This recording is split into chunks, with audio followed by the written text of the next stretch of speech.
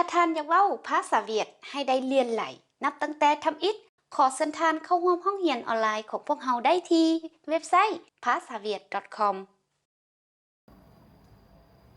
สบายดีบ่ทุกคนยินดีต้อนรับทุกคนเข้าสู่บทเรียนมื้อนี้และข้าพเจ้าเองนางวันเพ็งบทเรียนมื้อนี้พวกเราจะได้เรียนเกี่ยวกับไวยากรณ์ในภาษาเวียดซึ่งว่าไวยากรณ์ที่พวกเราจะได้เรียนมื้อนี้แม่นcách so sánh hơn nhất bằng วิธีการเปรียบเทียบ hơn nhất bằng ซึ่งว่า hơn อยู่นี่จะแปลว่ากว่า nhất ที่สุดบังนี่เท่าหรือว่าคือเนาะและรายละเอียดของบทเรียนเป็นอะไรนั้นพวกเราเข้าไปเบิ่งนำกันเลย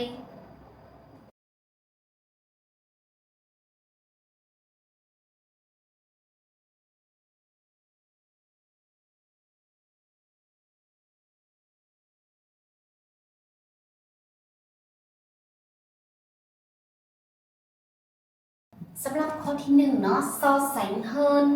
เปรียบเทียบ hơn เพิ่มอยู่นี่จะแปลว่ากว่าเนาะ hơn อยู่นี่แปลว่ากว่าแล้วโครงสร้างของมันเป็น a ติดtừ hay là động từ hơn b a ตามด้วยคำคุณนามหรือว่าคำกรรมะกว่า b เนาะวันนี้ตัวอย่างที่1ตัวอย่างเขาอยากเว้าว่า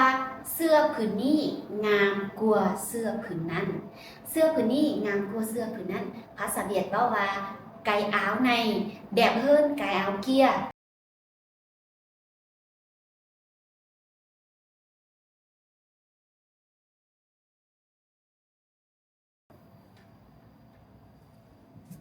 cái áo này đẹp hơn cái áo kia จะแปลว่าเสื้อผืนนี้งามกว่าเสื้อผืนนั้นและเรามาเบิ่งอยู่นี่เนาะ cái áo này อยู่นี่จะแม่นA cái áo này จะแม่น A เนาะจะแม่นภาคส่วน A อยู่นี่บัดนี้แดบแปลว่างามแม่นคำคุณนามแม่นติ่งตือเนาะแดบอยู่นี่จะแม่นติ่งตือเนาะแดบงามเป็นคำคุณนามเนาะเฮิร์นอยู่นี่กับแมนโครงสร้างของเฮาแล้วกายเอาเกียอยู่นี่จะแมนภาคส่วน B เนาะและโครงสร้างที่ว่าอาจารย์ตัวที่อาจารย์หมายอยู่นี่มันจะคือกับโครงสร้างของเฮาเนาะคือกายเอาในและแมนภาคส่วน A แดบและแมนคำคุณนามเนาะเฮิร์นและแมนคำนี้กายเอาเกียจะแมนภาคส่วน Bประโยคนี้จะแปลว่าเสื้อผืนนี้งามกว่าเสื้อผืนนั้น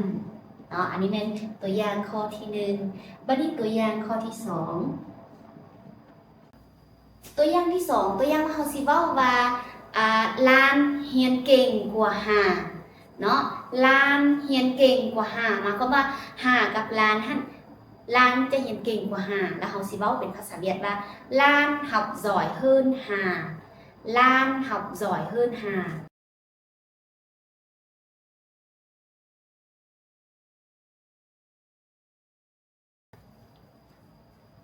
Lan học giỏi hơn Hà Bani Lan thì đi cho men A đó Lan thì đi cho men ภาคส่วน A ส่วน học ตัวนี้จะแมนđộng từ เป็นคำกรรมะเนาะ học แปลว่าเรียนเป็นคำกรรมะเนาะđộng từ และเฮิร์นอยู่นี่กับแมนโครงสร้างเฮาเนาะหาอยู่นี่จะแมน B หาอยู่นี่จะแมน B เนาะลาน học giỏi hơn Hà จะแปลว่าลานเรียนเก่งกว่าหาลานเรียนเก่งกว่าหามี2เนาะมี A แม่นลาน B แม่นหาแล้วก็เอา A แล้วก็ B มาเปรียบเทียบใส่กันเนาะแล้ว A จะเหนือกว่าB ส่วนข้อที่1แมนกายเอ้าในเสื้อผืนนี้เป็น A กายเอ้าเกียเสื้อผืนนั้นเป็น B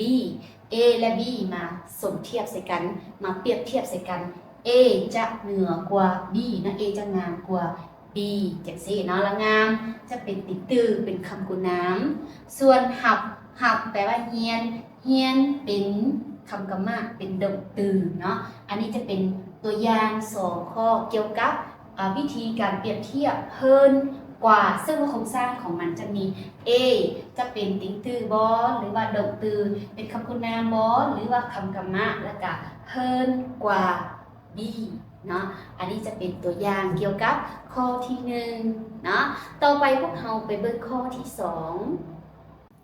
สำหรับข้อที่2อยู่นี่แมนซอแสงยัดจะแปลว่าที่สุดเนาะแล้วโครงสร้างของมันจะแมนตัวที่เราเห็นนี่โครงสร้างของมันมี A ติงตือให้ละดงตือยัด B แปลเป็นลาวแมน A แล้วก็ตามด้วยคำคุณนามหรือว่าคำกรรมะแล้วก็ที่สุด B ที่สุดของ B เนาะ A จะมีคำคุณนามคำกรรมะแล้วก็ที่สุดของ B แล้วเราเข้าไปเบิ่งตัวอย่างนำกันเลยเนาะ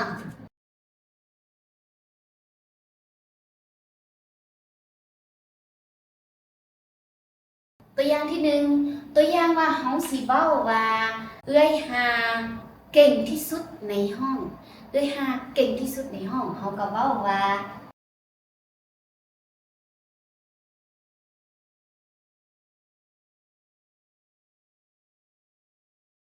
chị Hà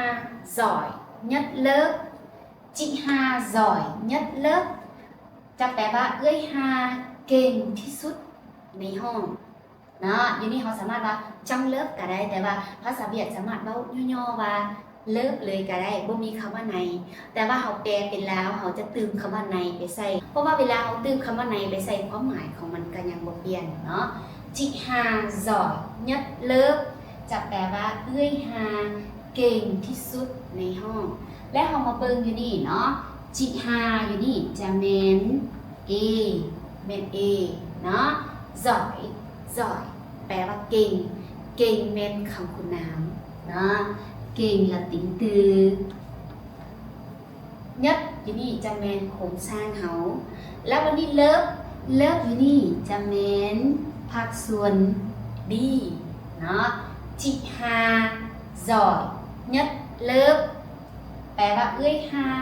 เก่งที่สุดในห้องยัดอยู่นี่จะแมนคำที่มากับโครงสร้าง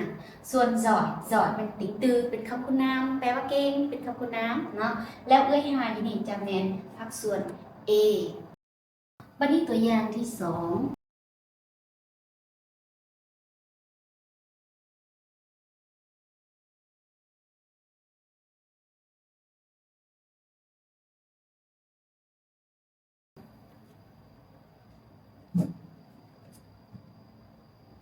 Tùng chạy nhanh nhất đoàn. Em Tùng chạy nhanh nhất đoàn. แล้ววันนี้เรามาเบิ่งเนาะ Em Tùng แปลว่าน้องตุงchạy มันแลนnhanh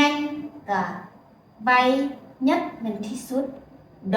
ก็เป็นขบวนหมายความว่าขบวนการแล่นนะแอมตุงหรือว่าน้องตุงนี่เป็นผู้ที่ว่าแล่นไวที่สุดในขบวนนั้นเนาะแล้ววันนี้แอมตุงนี่จะแมนA เนาะแอมตุงเป็น A วันนี้chạy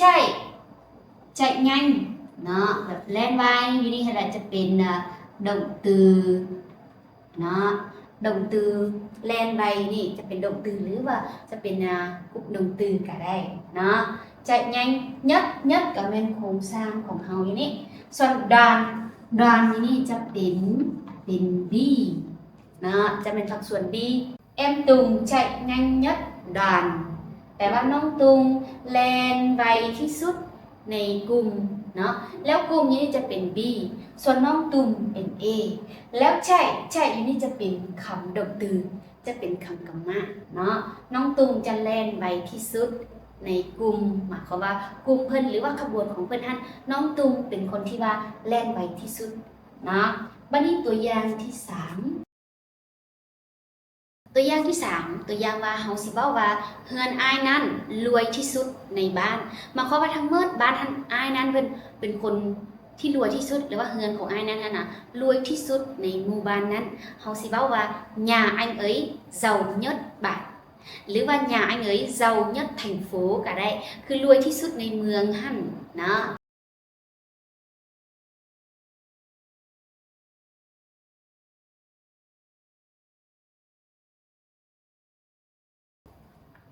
nhà anh ấy giàu nhất thành phố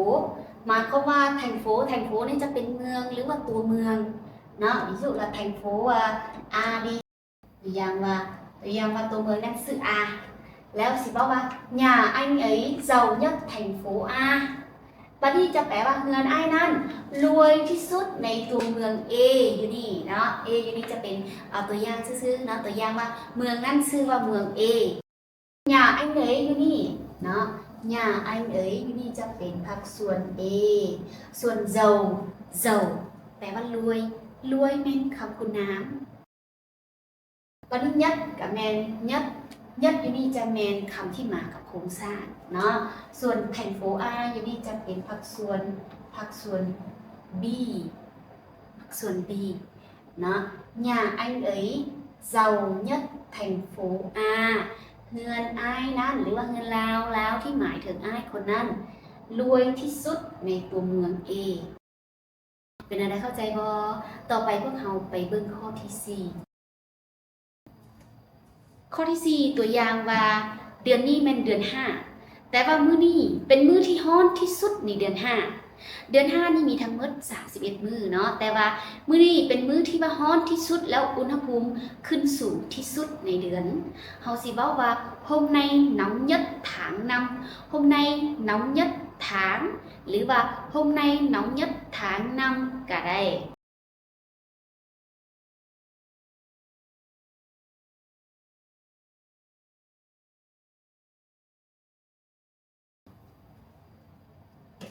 hôm nay nóng nhất tháng 5จะแปลว่ามื้อนี้ร้อนที่สุดในเดือน 5อยู่นี่เราสามารถเติมว่าtrongก็ได้หรือบ่เติมก็ได้เนาะสมมุติเราบอกว่า hôm nay nóng nhất trong tháng 5ก็ได้คือกันก็แปลว่ามื้อนี้ร้อนที่สุดในถ้าเราใช้คำว่าtrongอยู่นี่ก็จะแปลว่าในเดือน 5แต่ว่าถ้าเราบ่ใช้ในภาษาเวียดบ่ใช้ก็ได้ภาษาลาวเราอาจจะตื่มวันไหนใส่ก็ได้ก็บ่เป็นหยังเพราะว่าเขาตื่มใส่ความหมายของมันก็บ่เปลี่ยนเนาะเขาสิบอกว่า hôm nay là ngày มื้อนี้แม่นมื้อที่ร้อนที่สุดในเดือน 5ก็ได้คือกันเว้ายาวๆก็ได้หรือเขาจะเว้าสั้นๆว่า hôm nay nóng nhất tháng 5ก็ได้คือกันเนาะในการเปรียบเทียบนี้เขาสิเว้ายาวๆก็ได้หรือว่าเขาเว้าสั้นๆก็ได้ตัวอย่างว่าประโยคนี้เขาสิเว้ามาว่า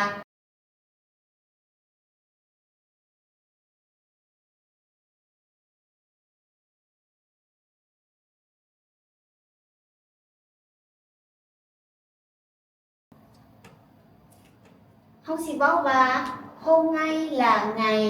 nóng nhất trong tháng 5ก็ได้เว้ายาวๆแบบนี้ก็ได้ก็คือมื้อนี้แม่นมื้อร้อนที่สุดในเดือน 5อันนี้มันเว้าแบบคนลาวเว้าเลยเว้าเต็มเลยเนาะมื้อนี้แม่นมื้อร้อนที่สุดในเดือน 5หรือว่าเขาสิเว้าสั้นๆกว่านั้นก็คือ hôm nay nóng nhất tháng 5ก็ได้และเฮามาเบิ่งtháng 5นี่จะแม่นพรรคส่วน B เนาะ hôm nay แม่นพรรคส่วน A ส่วน nóng แปลว่าร้อนแล้วร้อนจะแม่นคำคุณน้ำเนาะ nóng นี่ก็เป็นติ่งตือยัดกับแม่นคำที่มากับโครงสร้างของเฮาเนาะและเป็นอะไรเข้าใจแล้วบ่ทุกๆคนหวังว่าผ่านอธิบายกับยัดนี่นะทุกๆคนจะเข้าใจแล้วเนาะต่อไปพวกเราไปเบิ่งวิธีการเปรียบเทียบคำว่าบังนะ